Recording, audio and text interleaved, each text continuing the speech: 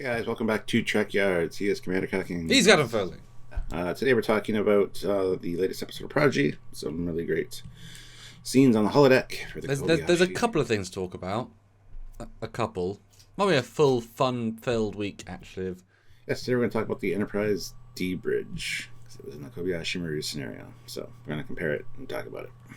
And it is one we've seen more recently in Lower Decks, and we did a full comparison for that, so go check that out. Both in very different animation styles, both the same and yet so radically different. And we have already looked at this briefly as a live, or at least the whole trailer, but now we actually have full HD stills, which then was just trailer, and multiple views as well. But certainly, did it feel like coming home this time as well, Stuart? Yeah, had the warm glow, the feel of the Enterprise D, felt good. Things are a little off, stretchy-wise, but that's alright. There's a little caveat before we begin. I've found angles that represent similar vantage points and at least vibes, but the carpet does change, the paint does change throughout the seasons, so the paint isn't something we can necessarily judge because it does change. Just a quick disclaimer there. As a small disclaimer, the bridge was designed with a 4:3 aspect ratio in mind, and so you could argue that some of the tweaks they may or may not have done represent the cinematic anamorphic widescreen. That said, I've done stuff in anamorphic widescreen on this bridge, and it can look great. And so with Generation. So I'm not sure that's the biggest critique given Generations happened, but just a slight little, maybe they sort of thought, we can't make it work in anamorphic. Because the first picture feels different, yeah.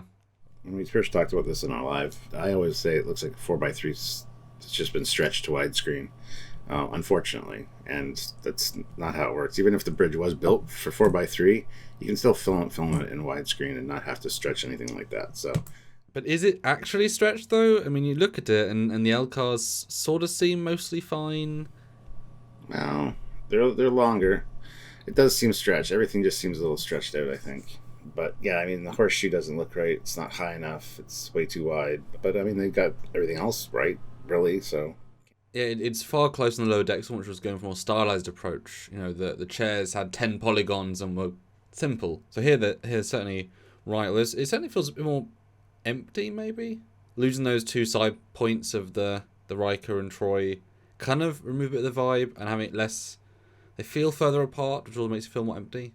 Yeah, I mean, there's too much room between the chairs. I mean, if Jenk and Pod can fit in there, that's not quite right. That's true. Yeah, already that's enough evidence. Yeah, actually.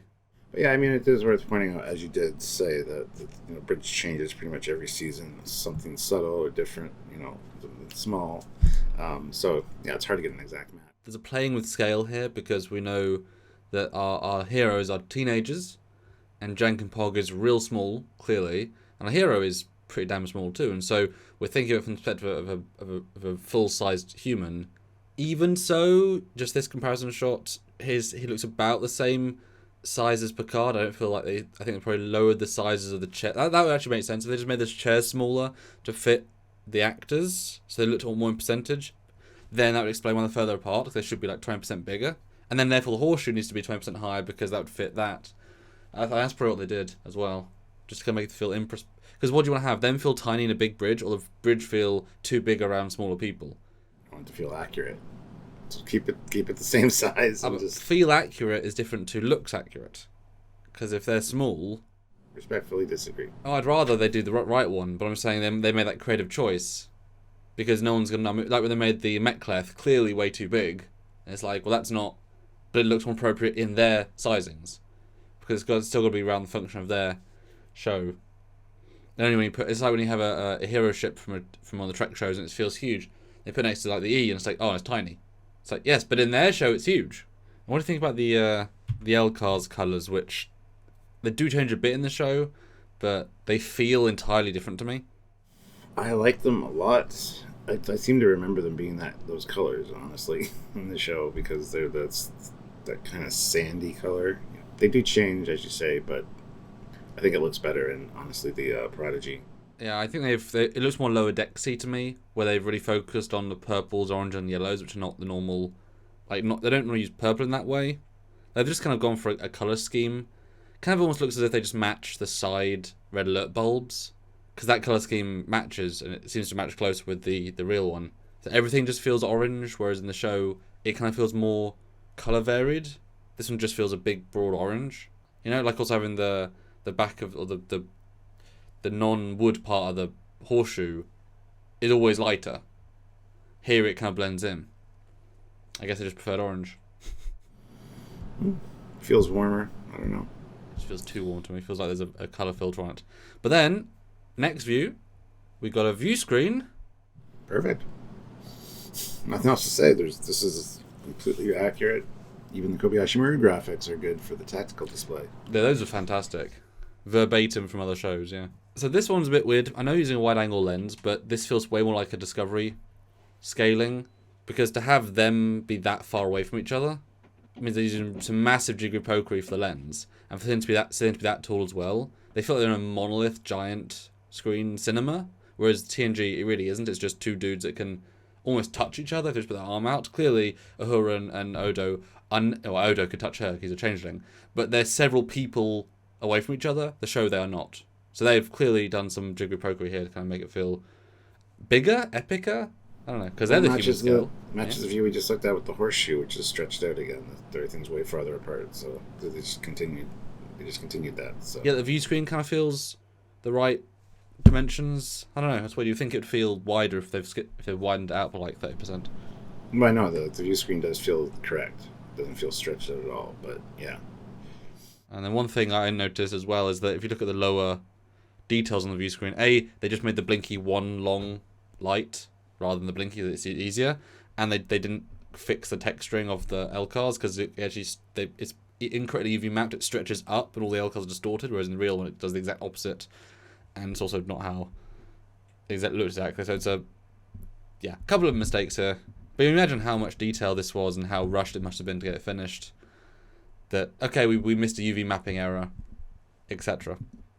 Well, I do wish they didn't render all the LCARs with a separate pass to make them that much brighter, because they shouldn't be this bright. They shouldn't kick off as much light. It looks unnatural, because it's an animated show. The third view, though, is a relatively good comparison shot. How does that look, then? Because this is obviously much more zoomed in, much more appropriate lenses, not trying wide angle. This should feel a lot closer. Yeah, it does, absolutely. Good match on the angle there. The horseshoe thing is a lot thicker at the base. Mm-hmm. Well, like I say, stretched. It's just stretched. Yeah, but even the geometry is not the same. Going down to the way it curves at the bottom. It's like with the TOS Connie, they thought with Into a Darkly, let's just fix the curve, make it a curve. They said, let's make it easier by doing a full curve. It's like, well, and here you can see the height difference. Actually, probably for the first time, his head is lower, and then obviously Spock is slightly taller in the chair. I can't imagine, is Spock really that tall? I didn't think Leroy was like 6'2", because he feels like an absolute giant in this. Unless Gates is pretty short. I have met Gates. I've met both of them, but I haven't necessarily registered that. God, but at least when I said what they did though, they just scaled other chairs and moved this along. And I just looked it up too. Nimoy was 6 feet tall. So. Although so was actually Riker's taller, and he doesn't look that big in that chair. But no, I think they did a really. I think the chairs are a little different as well. The real one is like more of a curved, whereas these ones feel very like 90-degree-ish as far as the seat goes. I could be wrong, but it kind of looks like that with the way Spock's sitting. Oh, I see what you mean. Yeah. Yeah. So, different season, you know? Well, I don't know if they changed the chairs, but they more changed the paint. But I think they changed the upholstery once. But no, it is very, very good, and that's why we can hold in such a high esteem. But that's the fun, isn't it? Looking at the small stuff and saying, well, what didn't you notice? Because that's the fun thing we do here, the technical stuff, and try and dissect what they didn't do.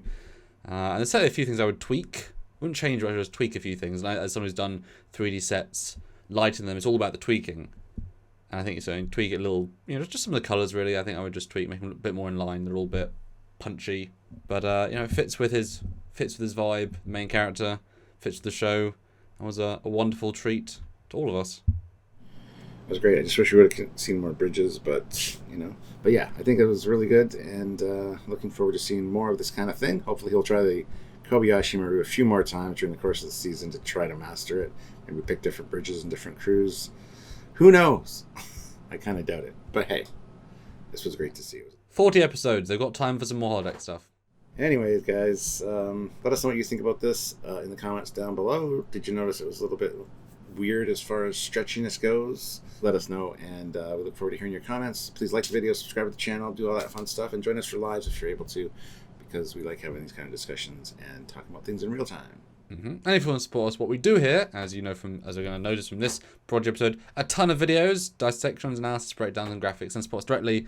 That's the only way we can keep what we do going. PayPal, Patreon, which is monthly, joining the channel on YouTube, which is also monthly, or Super Joining live on those lives is a great way because you get to say what you want to say, when you want to say it, for as much as you want to say it for, and it helps us keep going. What a win. So until next time, guys, he's still Commander Cockings. He's still Captain Foley. Yes, only I'm stretched and wider, I guess. Bye, guys.